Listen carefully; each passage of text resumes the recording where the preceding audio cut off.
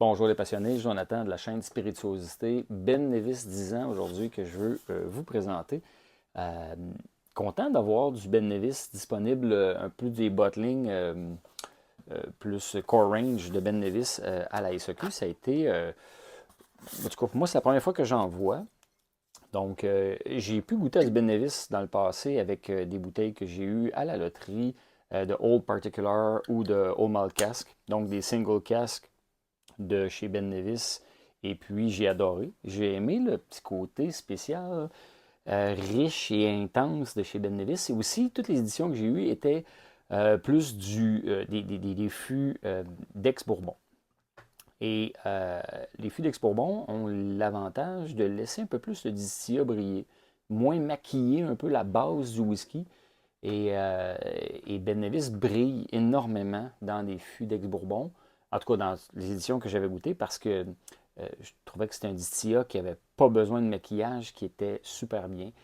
Certains le nomment un peu de old school, un distillat un peu plus à l'ancienne, un peu très chargé, un distillat de base qui est intense. Il y en a qui vont dire même que c'est pas un whisky de débutant. Moi, je suis plus ou moins d'accord avec ça.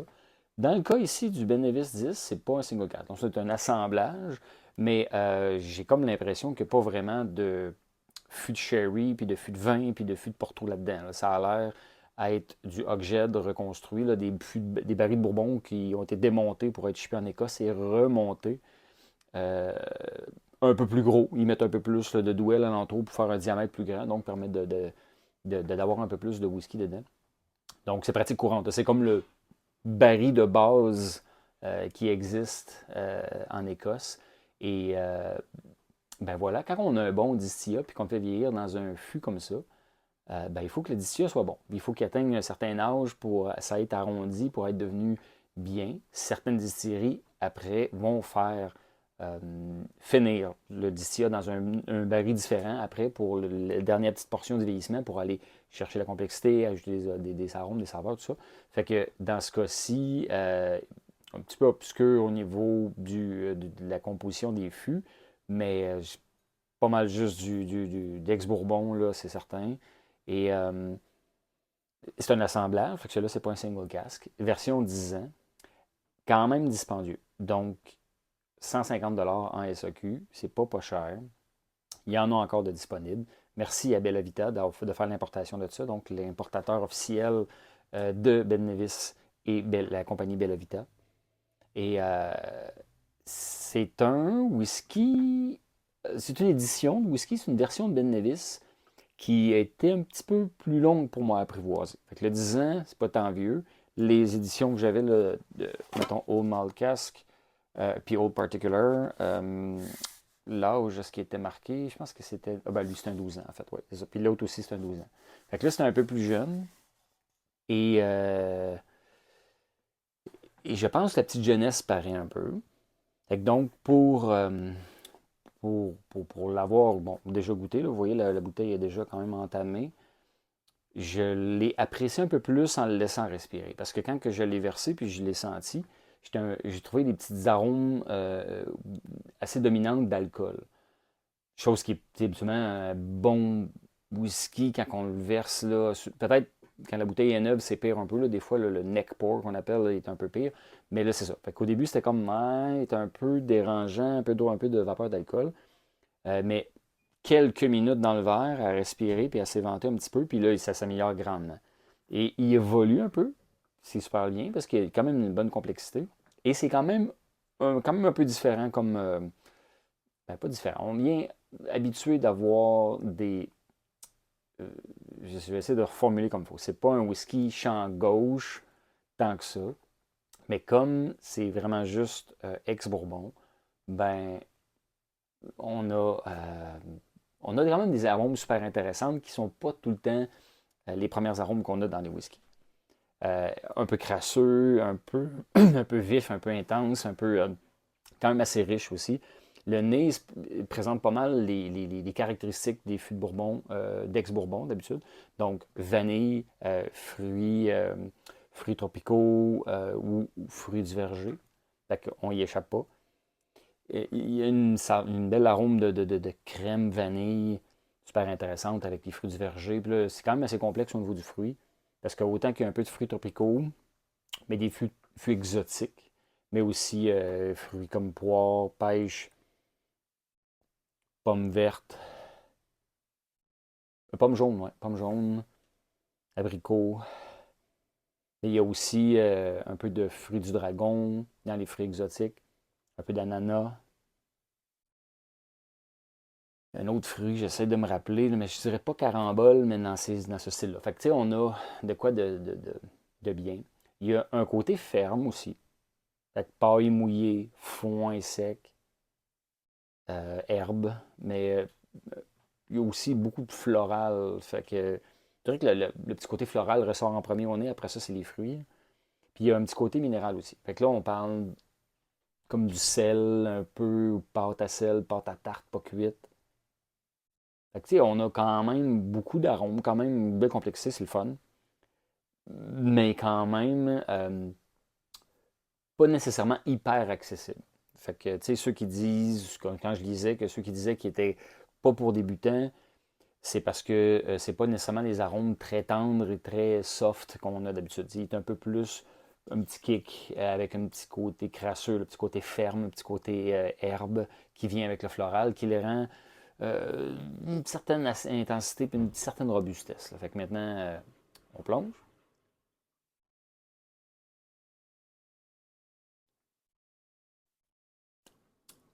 Je dirais qu'au palais, on se retrouve avec à peu près la même expérience qu'on avait au nez. La seule chose, c'est qu'il est un peu plus robuste. Tu sais, le nez avec les fruits, tout ça, se présentait comme wow, c'était pour être une belle promenade dans le verger. En bouche, le côté minéral ressort, kick quand même pas mal. Euh, donc, si vous aimez les whiskies qui ont un côté minéral un peu plus élevé, c'est parfait. Moi, j'apprends à aimer ça. J'aime le petit côté Ben Nevis. Je reconnais le caractère Ben Nevis, malgré les autres éditions que j'ai bu avant. Donc, j'adore, j'aime ça. Euh, mais c'est ça, il a fallu le laisser respirer un petit peu parce que même en bouche aussi, l'agression d'alcool, la petite jeunesse a été un peu intense au début. On s'y accoutume vite, vite, vite. Là. Dès qu'il respire un peu, on a une gorgée ou deux, puis hop, là, on se dévoile tout un autre monde derrière cette espèce de petit morceau d'alcool-là. Et 46% d'alcool, fait que très, très correct. Là. Je veux dire, je trouve que c'est un des whiskies qui, pour le taux d'alcool, va livrer beaucoup. Beaucoup de densité, même s'il n'est pas plus haut en alcool. Des fois, on goûte un whisky et on dit ouais, il est un peu fade, on aurait aimé ça l'avoir plus haut. Celui-là, à 46, le taux est assez parfait. Là. Je veux dire, pour l'expérience que ça donne, c'est très bien. Il ne manque pas d'alcool. Le taux d'alcool est bien établi, je trouve, pour l'expérience que ça donne.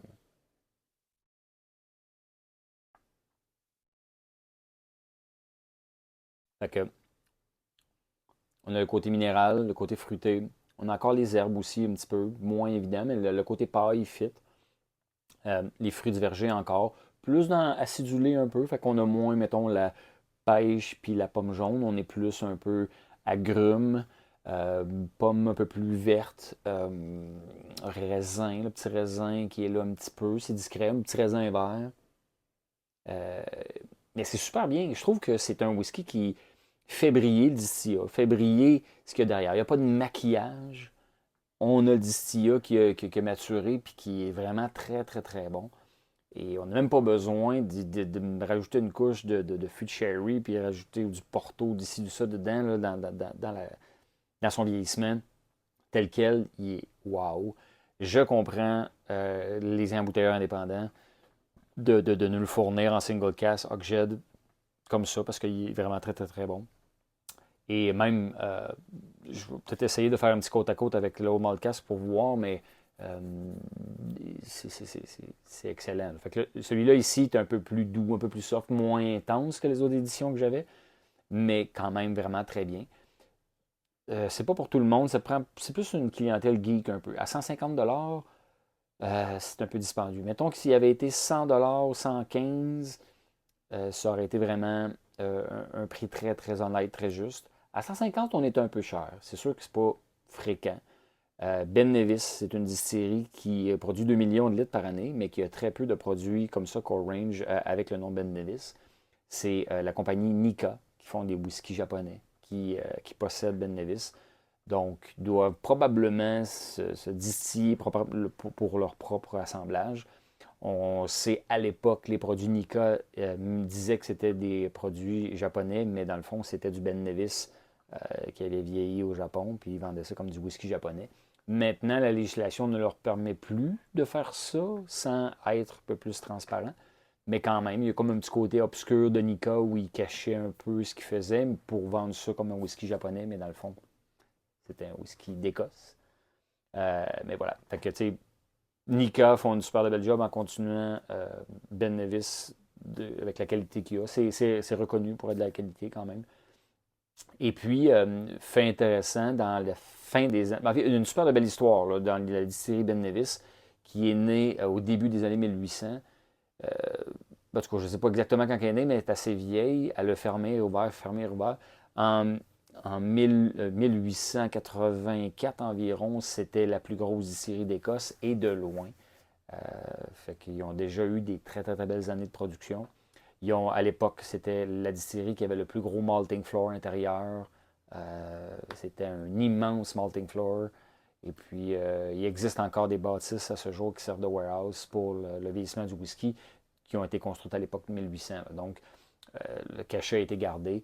Il y a eu des up and down. Dans le temps de la prohibition des États-Unis, c'était un Canadien qui possédait la distillerie Ben Nevis et qui servait du Tia Ben Nevis, fait vieillir, faisait rentrer des barils par le Canada pour fournir le whisky légal aux États-Unis. Plein de belles histoires là, dans mon livre des distilleries d'Écosse. Il y a plusieurs pages dédiées à Ben Nevis parce qu'il y a plein de faits super intéressants.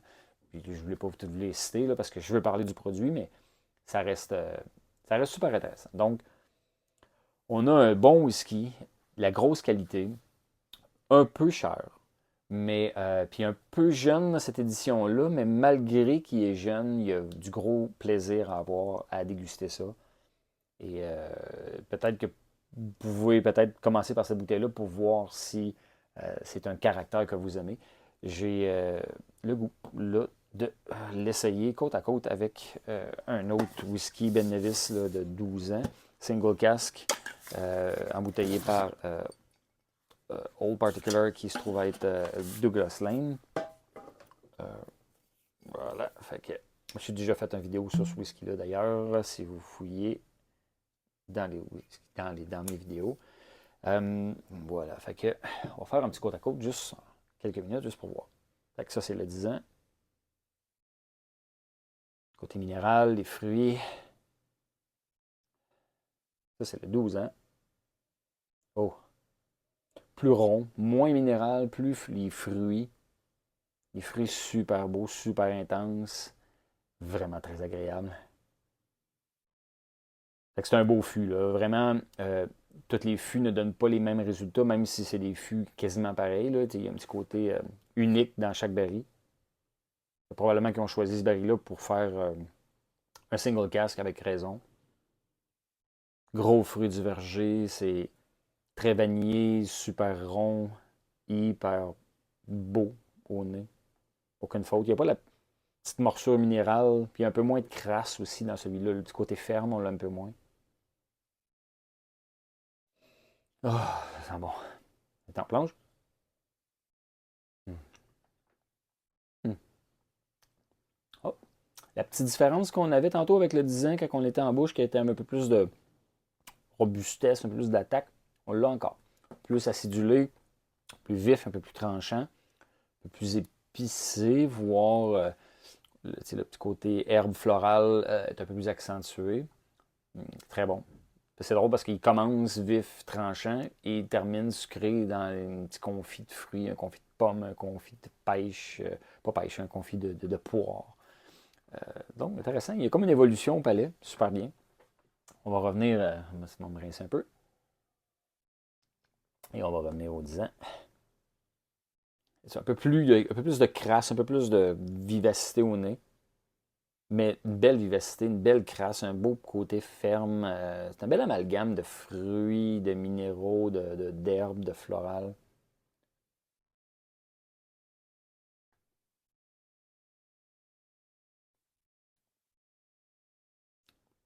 Ouais. Je dirais que le Old Particular était plus intense en bouche. Fait que j'aime mieux le nez du 12 ans, puis j'aime mieux le palais du 10 ans. Mais le palais du 10 ans, les deux, c'est ça. Il finit un peu moins sucré, celui-là. On reste plus dans le côté acidulé. Mais le début est quand même assez similaire. Là, on était comme minéral qui commence, qui évolue vers le petit côté ferme, le petit côté herbe. Après ça, c'est les fruits plus vifs, plus acidulés dans celui-là. Ça finit moins en confiture, en confit que l'autre. Donc, j'aime Ben Nevis, désolé. J'ai été vendu, j'ai été conquis la première fois que j'ai goûté à ces whisky-là. Et j'aime beaucoup, beaucoup, beaucoup le fait que le distillat est pas maquillé par du vieillissement de fûts spéciaux, que c'est juste de l'ex-bourbon et que ça rend le distillat tout à fait excellent. Donc, ça parle, moi, c'est mon genre de belle découverte geek. On s'entend, là, j'adore les sherry casks, j'aime les sherry bombs. En fait, j'aime beaucoup les whiskies fruités, sucrés, mais là, quand c'est fruité, intense comme ça, mais juste par du ex-bourbon, ça me séduit totalement. Donc, disponible en SAQ, 150 $, vraiment très bon. Santé!